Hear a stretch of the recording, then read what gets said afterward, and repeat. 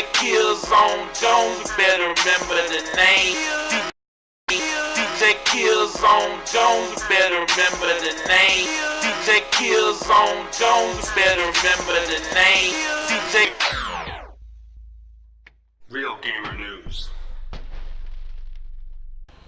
Got a question for y'all. This is your boy DJ Kills on Jones, and I got a question for y'all. Why are movies and TV shows so expensive on Blu-ray and DVD? Now, I'm just bear with me. I feel like that certain movies, when they come out, should not be $20, $30, sometimes $40, to charge for the different SKUs of a movie. I think that every movie that has a Blu-ray DVD combo pack, Blu-ray DVD ultraviolet combo pack, it should not warrant a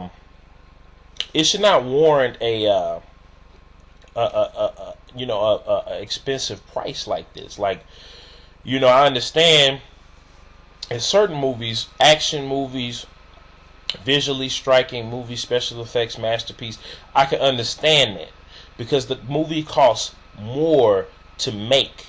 But when you have movies like we just had this last year, Wolf on Wall Street, The Butler, Saving Mr. Banks, 12 Years a Slave, we just had Cop Out, we had those type of movies that are centered in real life, that are not as heavy on visual effects, action.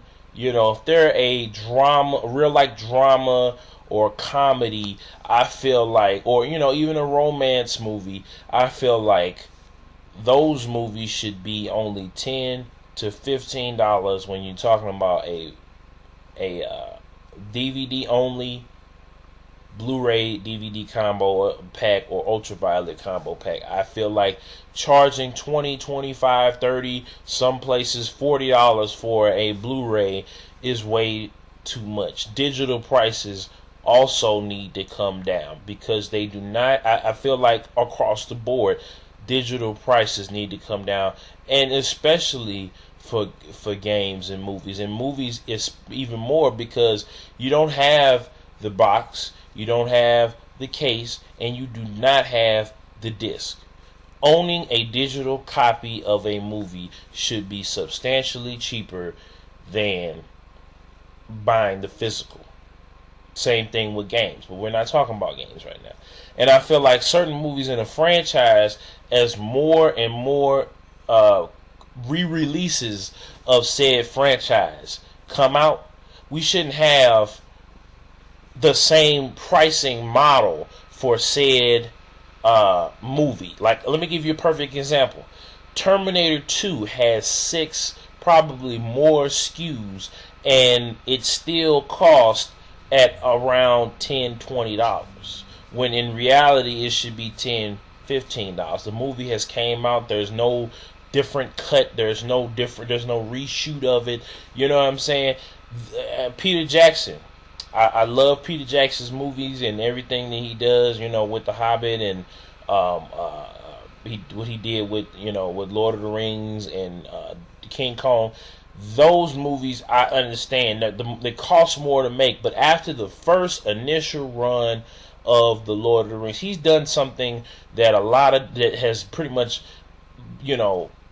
replicated across all of Hollywood in the home video market. He came out with the standard theatrical release of Lord of the Rings, and then he came back with the extended versions of each film. And he basically did it on a timetable. 6 months after the Fellowship of the Ring came out, he came out with the regular cut. And another 6 months, probably not 6 months entirely, but right before the release of Two Towers, he came out with the extended edition of the Lord of the Rings. And you had a VHS copy, a DVD copy with just the movie, and a double disc DVD with the making of, featurettes, blah blah blah blah, and a sneak peek to the extended edition. Which, if I feel like if we in America, I can't really speak for any other territories, but in America we are notorious for buying the same thing over and over and over again. I've done it, and I've kind of gotten away from trading in media and things of that nature, because I feel like once I trade it in, I'm going to want it again. You know, I'm going to want to go back to said whatever, and instead of giving the company the money again for it, just buy it once, keep it in your collection. That's why a lot of people have extensive collections, but it's the problem comes in, we feed into the multi-tiered, multi-release structure, and it does nothing for us. We buy pretty much the same product 1,000 different times, and we feed into this ridiculous pricing structure. I feel like if it's a movie that's been out for 10, 15, 20, sometimes 30 years, it should not cost the same as a movie that comes out now. And movies that are centered more in real life and do not have a lot of visual effects or special effects or stunts or explosions or whatever should not cost the same as a movie that has all of that and it costs 2 to 3 to 4 times more to make. You know, and I just feel like we enable these companies by, like Harry Potter. If you go on Amazon, they had 3 different SKUs of the collection, 2 or 3 different SKUs of each movie. You know, it's kind of ludicrous. And then with anime, I'm just gonna say like this. You know, these anime companies need to get a American-based or a foreign-based distributor to get the movies out to different places for cheaper. You know what I'm saying? Because nobody's gonna, I mean, you know, they all will blame piracy, but no one's going to buy one single volume of a anime for $30 or $40. And well, if they do, they're further enabling them to keep doing the practice that they're doing. So this is your boy DJ Killzone Jones.